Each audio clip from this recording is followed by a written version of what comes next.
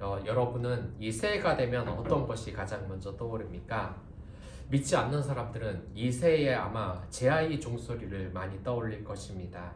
새해에 종을 소리를 들으면서 이것저것 소원을 빌고 이 새해에는 작년보다 더 낫지 않을까라는 그 새해의 소명을 갖고 말입니다. 그리고 또 뭐가 기억이 나겠습니까? 이 동해 바다에서 보는 일출도 우리에게 기억에 남지 않겠습니까? 하지만 저에게는 이 새해에 가장 기억에 남는 한 가지가 있습니다. 그건 바로 이 성구 영신 예배에서 12시, 그러니까 새해가 시작되면 목사님이 저희들에게 이 헌금 주머니에서 제비뽑기를 시켰던 것입니다. 그 제비뽑기에는 책갈피가 있었는데 그 책갈피에는 하나님의 말씀이 써 있었습니다. 물론 그 말씀은 모두 다릅니다. 물론 믿지 않는 사람들은 별 의미가 없는 것이라고 생각할 수는 있을지 모르겠습니다. 하지만 저는 그때 그리고 지금도 그렇고 그 말씀을 하나하나 뽑는데 그 다른 말씀 하나하나가 이 하나님이 나에게 주시는 말씀이라 생각하면서 기도를 했던 기억이 납니다.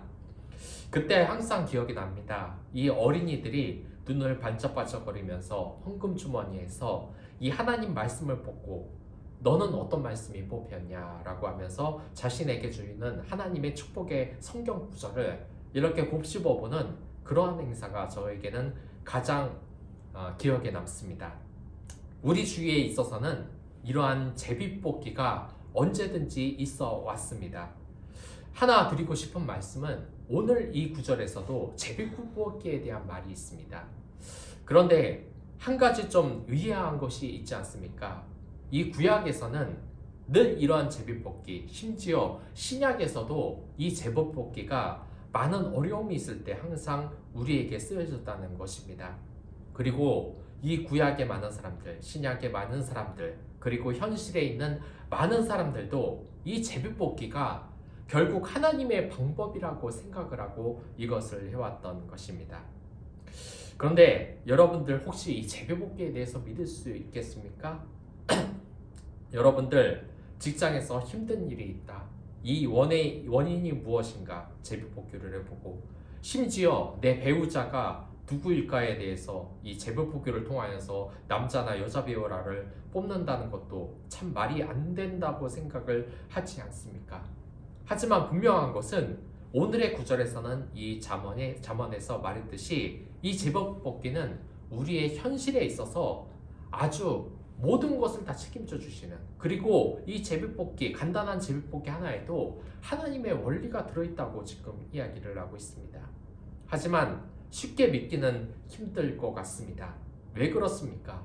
이것은 우리 신앙과도 마찬가지이기 때문입니다. 상황이 급박한데, 정말 급박한데, 위급한데 이때 기도를 해 하나님께 모든 것을 맡기자고 이것이 우리의 교회에 잘 들어오지 않을 수 있다는 것입니다. 정말 많은 교회에서 우리나라가 위기 상황 때 모여서 뭘 합니까? 기도를 합니다. 믿지 않는 사람들, 심지어 교회를 몇십 년 다녔다는 사람들도 이 기도에 무슨 의미가 있을까? 저렇게 기도하고 있으면 뭐라도 나오나? 당장 해결책을 찾아 움직여야지.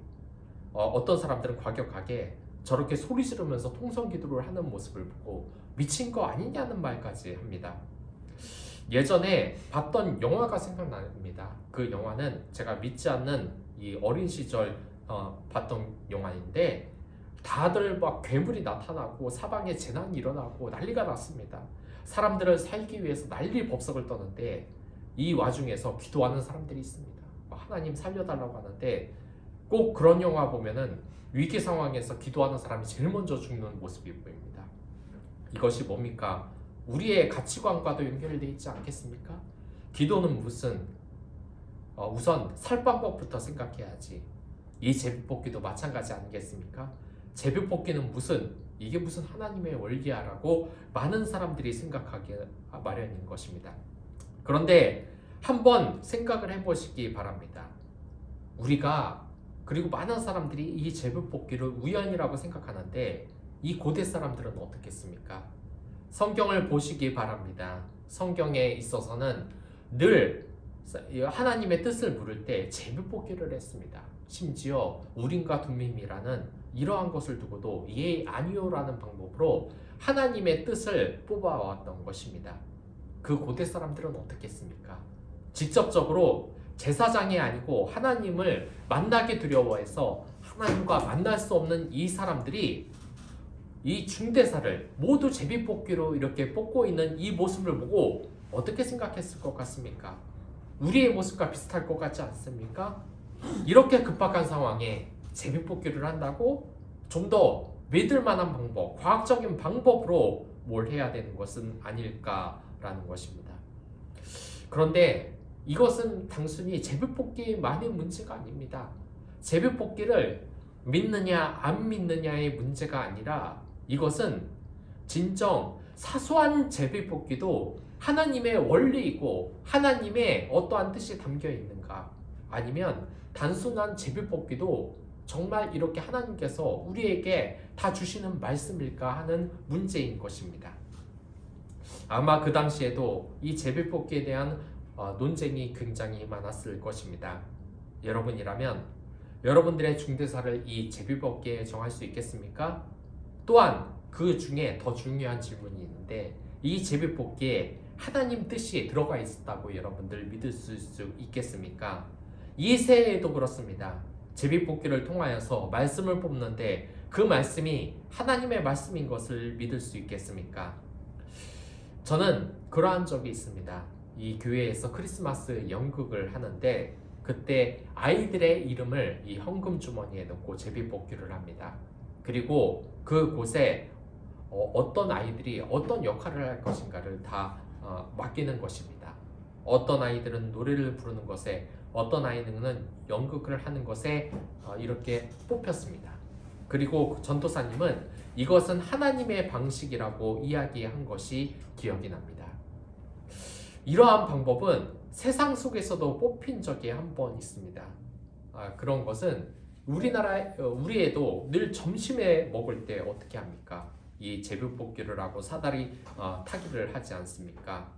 사실 이러한 문제는 우리 신앙과 아주 유사한 것이 많다는 것입니다. 사소한 제비뽑기를 믿느냐 안 믿느냐, 그 새해에 하나님의 말씀을 뽑는 것을 하나님 뜻으로 아는 것이냐, 그저 우연으로 느끼는 것이냐. 그런데 오늘의 본문은 바로 이야기하고 있습니다. 제비 뽑는 것은 다툼을 그치게 하여 강한 자 사이에 해결케 하느니라. 오늘의 이 말씀은 바로 제비뽑기에 대해서 우리의 신앙을 어떻게 이야기할까에 대한 이야기입니다. 그러니까 이 제비를 뽑는 것은 어떨 때 행하는 것이냐? 그것은 중대한 일이나 사람의 힘으로 해결할 수 없는 일을 판단하기 위해 시행이 되었다는 것입니다. 이것에 대해서는 민수기 26장에서도 나옵니다. 이 제비뽑기는 다툼의 당사자들이 주장하는 근거가 불확실하여 분명한 결론을 내릴 수 없을 때 사용이 됐다는 것입니다. 그래서 어떠한 때가 있었습니까? 그 전쟁 중에 일어났던 그 하나님의 물건을 훔쳤던 사람들을 어떻게 구별을 했습니까? 제비뽑기를 통해서 결절하지 않았습니까? 그리고 사람들이 미처 알지 못하는 그것에 대해서 하나님의 역사하심이 전제되었다는 것입니다.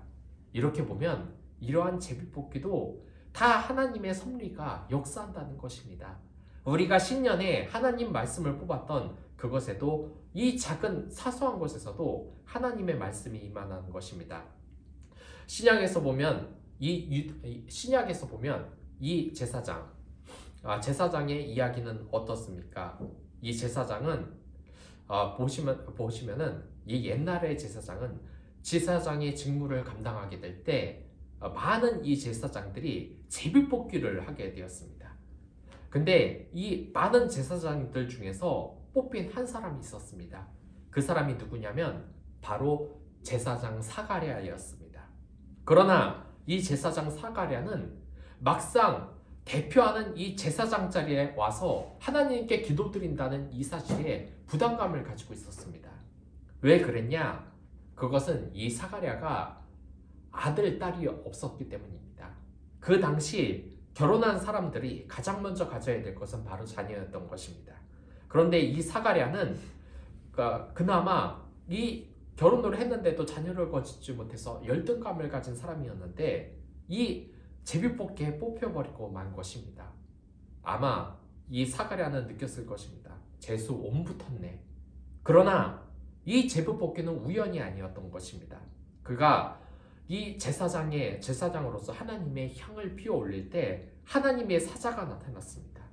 그리고 그에게 어떠한 것을 말했냐? 한 아이가 너에게 나타날 것인데 그 아들이 바로 요한이라는 예언을 했던 것입니다. 당시 이 말이 얼마나 힘든 것인지 아십니까? 그 당시에 이 제비뽑기를 하는 데 있어서 제사장의 수가 어떤 학자들은 1만 8천 명 정도 가량이 있었던 것입니다. 그런데 한 제사장이 향을 피우는 일이 일생에서 단 한 번 있을까 말까 한 일인데 이것이 실제로 일어났던 것입니다. 바로 이 제비뽑기에도 모든 하나님의 것이 다 들어있다는 것입니다. 저는 종종 이 교회에서 너무 큰 어려움, 자존감의 문제를 겪는 사람들을 볼 때가 있습니다. 하지만 그 분을 보면 그 분은 하나님의 소중한 작품이라는 것을 잊어서는 안 된다는 것입니다. 과학적으로 보면 어떻습니까? 그 사람이 한 남자와 여자가 사랑을 해서 이 세상에 나타날 그 확률이 1천, 여기에 나오는 1만 8천 분의 1이나 가당키나 합니까? 몇 억 중에 1%가 이 세상에 생명을 가지고 태어나는 것입니다. 그렇기 때문에 우리는 생각을 해야 된다는 것입니다. 우리가 이렇게 태어난 것도 하나님의 위대한 자녀로 태어난 것이고 정말 어마어마한 경쟁률로 하나님의 선택을 받아 나타났다는 것입니다.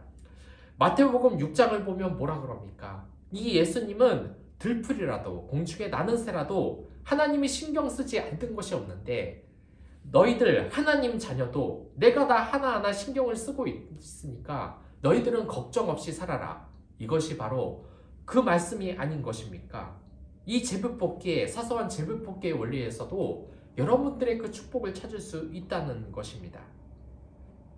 이 예로 어떤 유명한 작가가 있었습니다. 이 극작가는 그 영화에 있는 시나리오를 쓰는 사람인데 그 사람이 어렸을 때는 이 항상 어머니에게 이런 말을 들었다고 합니다. 그의 어머니는 늘 어렸던 이 극작가를 자신의 품에 안고서는 이렇게 말씀하셨습니다. 제비 한 마리가 떨어지는 것도 하나님은 다 아신단다. 작가가 창조해낸 이 세계 하나에서도 이 제비 하나에서도 이 세상 모든 것에 하나님의 원리가 담겨져 있다는 것입니다. 그리고 이 말씀은 이 작가가 성공하는데 큰 보탬이 된 말입니다. 왜냐? 저는 이 재밌는 영화를 대단히 많이 봅니다. 이 얼마 전에 끝난 이 어벤져스라는 영화에서도 그렇고 많은 영화에서도 이 영화가 극찬을 받으면 뭐를 물어보는지 아십니까? 나중에 이 기자들이 작가에게 또는 감독들에게 그 영화에 있는 사소한 거 하나하나를 다 물어봅니다. 이 세계관이 어떻게 됐는지, 싸워서 어떻게 이길 수 있었는지. 근데 진짜 놀라운 게 뭔지 아십니까? 이 작가나 감독들에게 물어보면 그들이 그 사소한 것까지 다 기억을 하고 있다는 겁니다. 왜냐? 이 작가는 세계 하나를 창조한다는 것입니다. 근데 이 창조를 하나 할 때는 모르는 것이 없어서는 안 된다는 겁니다. 제비 한 마리라는 것도 어떻게 날아다니는지, 지금 이 사건이 일어나는 이 세계관에 봄, 여름, 가을, 겨울이 얼마나 이 시기가 정해져 있는지, 그리고 여기에 나오는 이 주인공이 반팔을 입고 있는지, 아니면 고기를 좋아하는지, 야채를 좋아하는지, 아니면은 이 밖에 나가는데 좋아하는 여자의 타입이 어떻게 되는지, 이런 거 하나하나를 모두 세세하게 다 알고 있다는 겁니다. 만약에 이런 것을 철저하게 연구하지 않고 영화를 찍었다, 시나리오를 썼다, 그럼 그 영화는 망하게 되는 겁니다. 근데 한번 보시기 바랍니다. 여러분들이 사는 이 세계를 하나하나 보시기 바랍니다. 이 세계 하나하나에 아주 사소한 것, 개미 한 마리라도 그 사소한 것 하나도 하나님의 섭리가 없으면 어떻게 되겠습니까? 실예로 어떤 사람은 이렇게 이야기합니다. 우리가 타고 다니는 보잉 최신 기종 얼마나 귀족적이고 얼마나 세세하고 그 1등석에 타면 어마어마하지 않습니까? 그런데 그런 최신 보잉기도 파리 한 마디의 메커니즘을 따라갈 수가 없다고 합니다. 그 정도로 우리가 보기엔 하찮은 파리이지만 이 파리에는 하나님의 어마어마한 그 원리가 다 들어있고 하나하나의 그 세심함이 인간이 만들어낸 이 최신 보잉기보다 더 위대하다는 것입니다. 그러니 이 사소한 제비뽑기 하나에도 또한 이 세상에서 사소한 것이라고 나는 사소한 것이라고 느끼는 우리들에게도 얼마나 깊은 하나님의 원리가 들어있겠습니까? 우리는 이제부터 생각을 해야 된다는 것입니다. 사소한 제비뽑기에도 하나님의 원리가 있다는 것은 이제 우리가 이 세상의 모든 원리를 하나님께 의지해야 된다는 것입니다. 물론 제 이 말이 이제부터 모든 것이 하나님의 원리니까 이제 직장을 선택할 때도 공부를 할 때도 볼펜으로 찍기를 해가지고 하면 100점을 맞겠다는 이야기가 아닙니다. 그러면 망합니다. 지금 오늘날은 제비뽑기만 하라는 것이 아니라 하나님 말씀과 영적인 지도자의 이 중재 역할을 하고 있는 모든 것, 그러니까 여러분들이 신앙생활을 하는 건 모든 것, 말씀과 이 기도를 그냥 지나치지 말라는 것입니다. 여러분들이 길을 걸을 때 잠시 떠오르는 말씀 하나, 그리고 오늘 제가 드리는 이 성경 말씀, 그리고 여러분들이 기도 제목, 기도를 할 때 느꼈던 마음이나 또한 여러분들이 오늘 보는 이 성경 말씀 모두에 하나님의 원리가 들어있다는 것입니다. 그렇기 때문에 이제부터라도 작은 것 하나에 제비뽑기에 그 모든 것을 의지했던 이 고대 사람들처럼 여러분들은 여러분들의 모든 것을 하나님의 원리에 맡기고 말씀과 기도를 해야 된다는 것입니다. 중요한 것은 과거 이 세상에 창조된 구약시대나 신약시대나 모든 것이 하나님 원리대로 흘러갔다는 것입니다. 정말 우리에게는 이 편견이라는 것이 있기 마련입니다. 저는 대단히 놀라운 것을 느꼈습니다. 제가 실제로 외국에 간 사람 이야기를 들어보니까 외국에서는 이 동양인 차별이 말도 안 되게 심하다는 겁니다. 실제로 우리나라 사람들, 특히 여자들은 이 유럽에 가고 싶다는 환상이 대단히 많지 않습니까? 환상은 아니죠. 제가 말을 잘못했습니다. 생각을 하면 다 갈 수 있는 곳이니까. 근데 이 유럽의 이 거리를 정말 부푼 가슴을 안고 걸어 다니는데 멋진 서양 남자가 지나간다는 거예요. 네, 그 서양 남자가 웃으면서 이 여자에게 이렇게 말하는 겁니다. 하이 칭키. 그 순간 이 여자는 가슴이 무너져 내리는 느낌이 들었습니다. 내가 정말 이 유럽에 왔는 걸 꿈을 꾸고 있었는데 막상 와보니까 이 외국인들이 사람을 차별하는 마음을 가지고 있다는 겁니다. 그러면서 이 유럽에 대한 그러한 여러 가지 환상들이 깨졌다는 그러한 이야기를 하고 있습니다. 그리고 저 어렸을 때도 그러한 말을 많이 했습니다. 이 서양인들이 동양인들을 얼마나 무서워하는지 아냐. 그래서 이 서양인들에 대한 편견을 가졌던 것 같습니다. 그런데 여러분들 한번 TV를 한번 보시기 바랍니다. 많은 외국인들, 이 한국에 와 있는 많은 외국인들이 한국 사람 보고 인종차별을 합니까? 아니면 여러분들 보고 눈이 찢어졌다고 그렇게 인종차별을 하는 모습을 본 적이 있습니까? 그런 모습은 전혀 없습니다. 왜 그렇겠습니까? 유럽에 가면 그렇게 한국인을 차별하는 사람들이 많다는데 왜 한국에 사는 외국인들 보면 한국 사람들을 차별하지 않겠습니까? 그 사람들이 지금 한국에 와 있기 때문에 그런 행동하면 큰일 나서 그런 것 같습니까? 그게 아닙니다. 실제로 이렇게 인종차별을 하지 않는 사람들은 체험을 한 겁니다. 많은 동양인들을 봤기 때문에 그들이 우리와 똑같은 사람이라는 것을 안다는 것입니다. 우리도 그렇습니다. 우리에 가보면은 여행 많이 간 사람들은 이 서양인들이나 아프리카 사람들이나 또는 이 동남아 사람들에 대해서 편견이 없습니다. 그들의 나라 가서 재밌었다고 그러고 그 사람들이 얼마나 좋은지를 이야기합니다. 근데 여행 안 가본 사람들은 뭐라 그러는지 아십니까? 뭐 태국 한번 가본다, 베트남 한번 가본다 그러면 그 가난한 나라 왜 가냐? 그 나라 사람들을 철저하게 무시하는 말을 합니다. 이게 경험을 하고 안 하고의 차이입니다. 우리의 이 신앙도 마찬가지입니다. 정말 이 은혜를 경험한 사람들은 어떻냐? 이 사소한 제불뽑기 하나, 그리고 오늘 아침에 목사님께 들었던 말씀, 그리고 오늘 아침에 내가 큐티했던 말씀, 그리고 기도회에서 내가 기도했던 그거 하나하나도 다 하나님의 원리로 믿고 그 말씀을 가슴 깊이 간직해주며 나간다는 겁니다. 그렇게 은혜를 차여야 한다는 겁니다.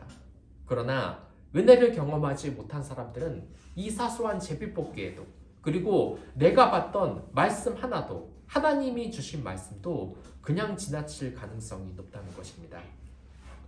이제부터 여러분들이 해야 될 것은 이 신년의 제비뽑기, 이 신년에 무엇인가 더 나은 하나님의 축복을 바란다면 이제부터 은혜를 받을 수 있는 환경으로 조성해 보시기 바라겠습니다. 만약에 내가 외국인에 대한 편견을 가지고 있는데 평생 외국에 나가지 않는다, 그럼 그 사람은 그 편견을 계속 가질 수밖에 없는 겁니다.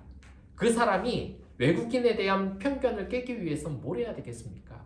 직접 비행기 티켓을 끊어서 외국에 나가보면 되는 겁니다. 그 보는 것을 체험해보면 이 세상 사람들이 다를 것이 없고 모두 다 좋은 사람들이구나 하는 체험을 할 수 있다는 것입니다. 우리도 마찬가지입니다. 말씀, 기도는 전혀 없는 상태에서 일주일에 교회 한번 나오는 것도 그것도 은혜라고 참 다행이라고 생각하면서, 그리고 내 행동에도 하나님 사랑과 이웃 사랑이 전혀 없는 그 상태에서 기도를 한다면 은혜를 받을 수 있겠습니까? 무엇이 변할 수 있겠습니까?